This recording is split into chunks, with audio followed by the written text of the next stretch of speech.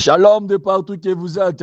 C'est votre humble serviteur, évangéliste Fabrice Kabengele Wakabengele depuis la Zambie. Zamba Pambolayo, God bless you. Les amis parler.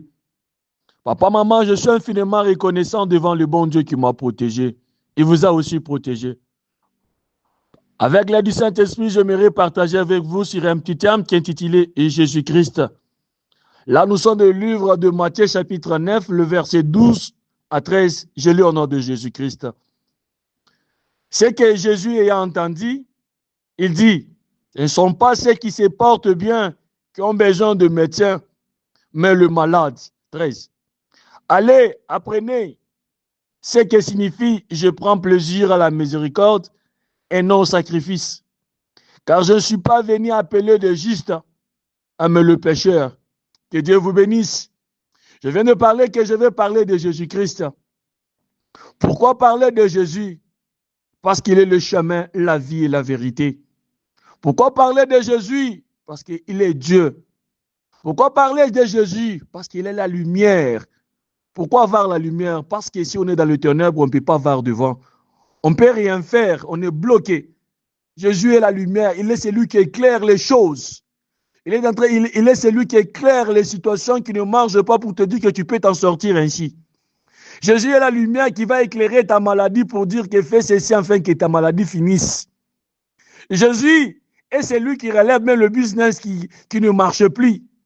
Jésus est celui qui délivre, celui qu'on a si longtemps bloqué dans la prison, beaucoup des années.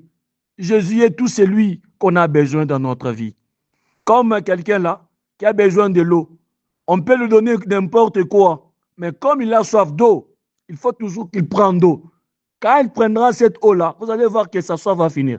C'est ça. On n'a que besoin de Jésus. Là, c'était Jésus qui était en train de répondre aux pharisiens. Il parlait aux pharisiens. Pourquoi? Parce que le pharisien parle au verset 11, dire ceci. Le pharisien vire cela et dit à ses disciples, pourquoi votre maître mange-t-il avec le publicain, les gens de mauvaise vie?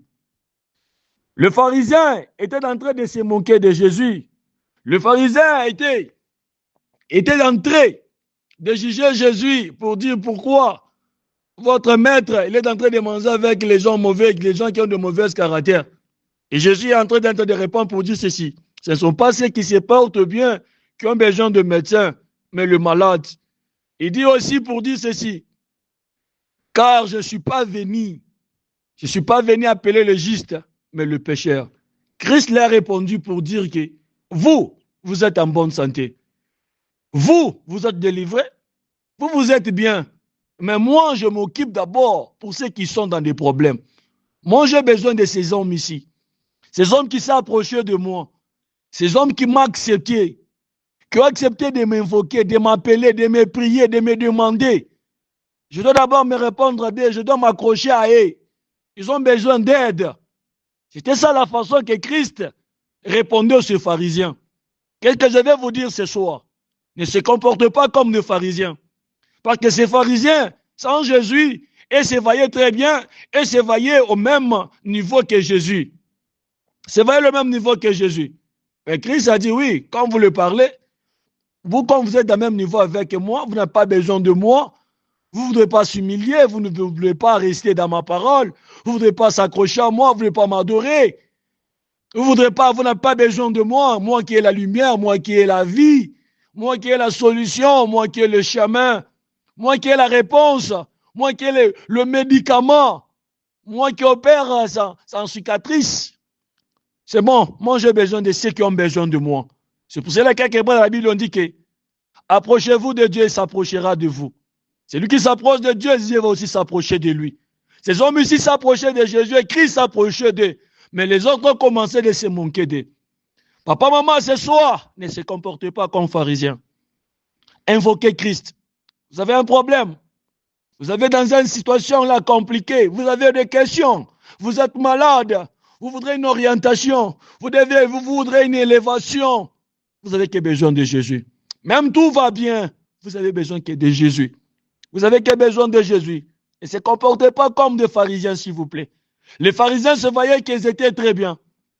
Mais laisse-moi vous dire, quand vous avez besoin de Christ, Quand vous s'approcherez de lui, il va aussi s'approcher de vous. Quand vous lui demanderez, il va vous donner. Quand vous allez toquer, il va ouvrir pour vous. Quand vous allez demander, il va vous donner, papa. Il n'y a que lui qui peut vous aider. Il n'y a que lui qui peut vous assister. Vous avez besoin d'une assistance. Il faut que Christ. C'est pourquoi ce soir, moi et vous, on s'ingénuera, on invoquera, on lèvera nos mains pour invoquer Christ, pour demander à Dieu de venir nous aider. Il n'y a que lui qui peut nous aider. C'est pourquoi connectez-nous encore ce soir. Prions, demandons-lui. Parce que tout pour nous, tout ce qu'on a besoin, c'est entre ses mains. Tout ce qu'on a besoin chaque jour, c'est entre ses mains. Pour nos enfants, c'est entre ses mains. Pour nos frères et sœurs, c'est entre ses mains. Il n'y a que lui. Il n'y a que lui, papa, maman. Invoquons-lui, cherchons-lui. Ne faites pas semblant. Comme ça, l'assemblée, c'est que ma réunion soit bien. Comme ça, l'assemblée, c'est que yo, coquin, non. Quelque part, la Bible nous dit encore que sans moi, vous ne pouvez rien faire. C'est ce que la parole nous dit. Sans Christ, on ne peut rien faire. Mais les pharisiens se voyaient que sans Jésus, ils peuvent faire tout. Et ils sont bien là. Que Dieu vous bénisse. Venez, nous allons prier. C'était votre humble serviteur évangéliste Fabrice Kabengele. Amen.